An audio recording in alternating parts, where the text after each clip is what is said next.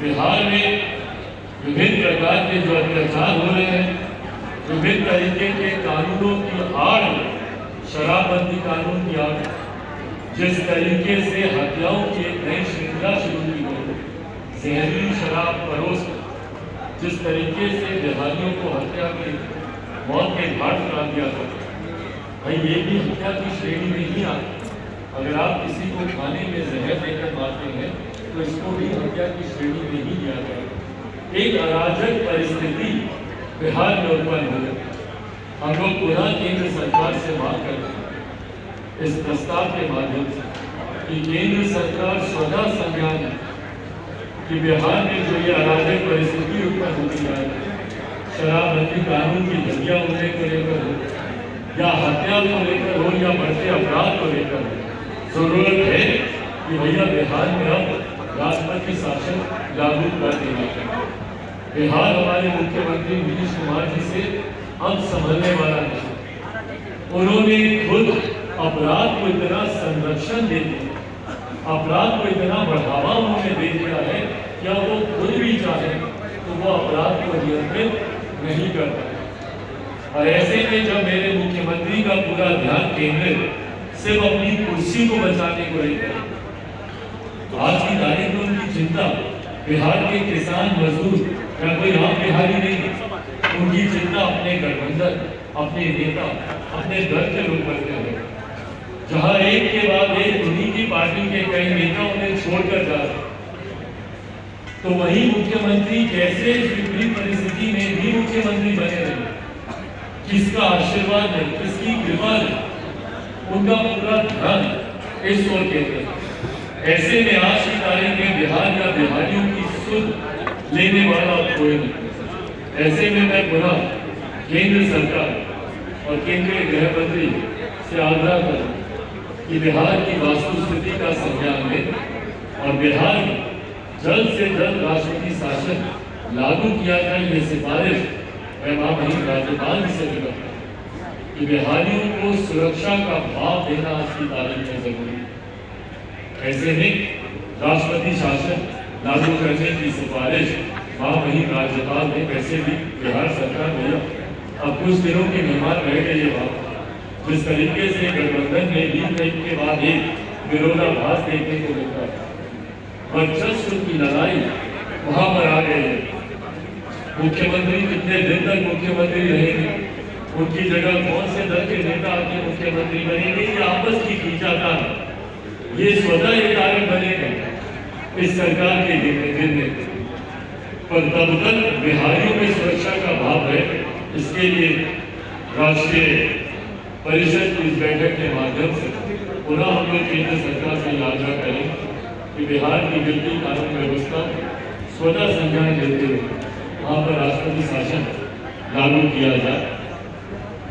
आज की इस राष्ट्रीय परिषद की बैठक में जहाँ देश के विभिन्न जिलों से उपस्थिति हमारे पार्टी के पदाधिकारी यहाँ पर रहे, वहीं पुनः हम लोग मजबूती से पार्टी को आगे बढ़ाने के संकल्प के साथ पार्टी आगे बढ़ने का काम कर रहे हैं।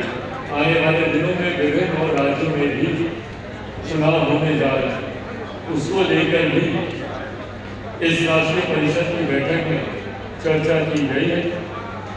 अभी इसके बाद पुनः और चर्चाएं भी हुई, पर जिन जिन राज्यों में आने वाले दिनों में लोकल बॉडी के चुनाव हो या विधानसभा के चुनाव, पार्टी ने यह फैसला लिया है कि जैसे पूर्वोत्तर के राज्यों में हम लोगों ने अपने प्रत्याशी खड़े किए, उसी तरीके से कर्नाटक हो, राजस्थान हो या जिन भी और राज्यों में आने वाले दिनों में अभी चुनाव है, वहाँ पर पार्टी अपने उम्मीदवार उतारेगी। ये गठबंधन के तहत होगा या पार्टी अकेले जिस तरीके से नागालैंड में चुनाव लड़ी वैसे ही चुनाव लड़ेगी, ये अभी अंतिम निर्णय पार्टी के संसदीय बोर्ड के द्वारा किया जाएगा। पर हाँ, इतना जरूर है कि आने वाले दिनों में जहाँ पे भी चुनाव होंगे वहाँ पर भी लोक जनशक्ति पार्टी रामविलास अपने उम्मीदवार उतारेगी।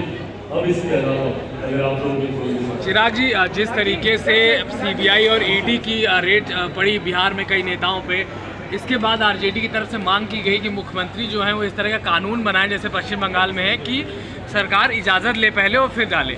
दोनों तरफ सवाल है आपके, इस पर क्या देखते हैं? और जो अपोजिशन सवाल उठा रहा है कि सीबीआई ईडी की रेड जो पड़ रही है अपोजिशन पार्टी से, उसको कैसे देखते हैं आप? भाई रेड से मुझे लगता है डरना सिर्फ उस व्यक्ति को चाहिए जिसने कुछ गलत किया। अगर आपने कुछ गलत नहीं किया तो सीबीआई की हो, आईटी की हो, ईडी की हो, उससे क्या फर्क पड़ता? अगर आप ये कहते भी हैं, और मैं नहीं मानता क्योंकि मैं मानना चाहूँगा कि ये स्वतंत्र संस्थाएं हैं और इनकी विश्वसनीयता का बने रहना भारत के मूल ढांचे के लिए बहुत ज़्यादा जरूरी है।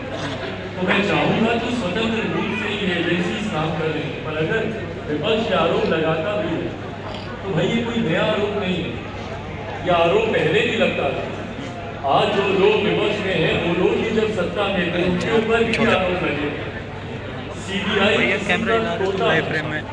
ये तोता शब्द एनडीए की सरकार में इस्तेमाल नहीं किया गया था, ये यूपीए की सरकार इस्तेमाल किया गया था। महागठबंधन के कई दल उस वक्त केंद्र सरकार में मौजूद थे।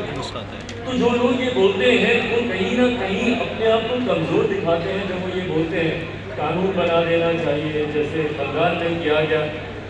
भाई बंगाल में डर था अलग अलग जो घोटाले वहाँ पे शारदा और चिट फंड और जो विभिन्न तरीके के घोटाले सामने आए जिसमें कई लोगों के ऊपर कार्रवाई हुई है, वहाँ पर इस बात का डर था कि भैया उनकी पोल खुलेगी, इसलिए वहाँ पे कानून बनाने की जरूरत पड़ी।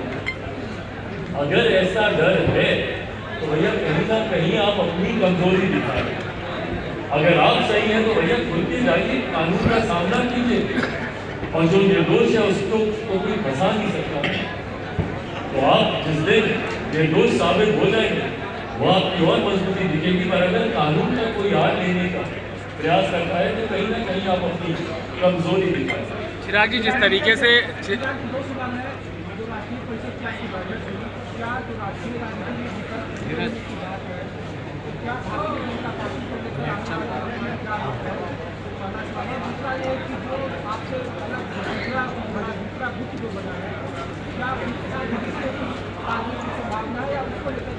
भाई राष्ट्रीय राजनीति में आपके दोनों प्रश्न का मैं जवाब देता हूँ। पहला प्रश्न, राष्ट्रीय राजनीति में विकल्प इसकी संभावनाएं आज की तारीख में नहीं दिखती, क्योंकि जितनी बार विपक्ष एकजुटता दिखाने का प्रयास करता है वो प्रयास पूरा होने से पहले ही वो धराशायी हो जाता है।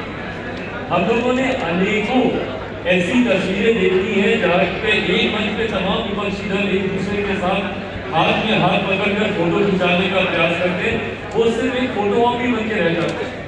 क्योंकि जितने ऐसे दल आपको एक साथ एक मंच पर दिखते हैं तो उतने ही एक मंच पर एक साथ आपको प्रधानमंत्री पद के दावेदार ही दिखाई देते हैं। इन तमाम दलों की व्यक्तिगत महत्वाकांक्षाएं इतनी है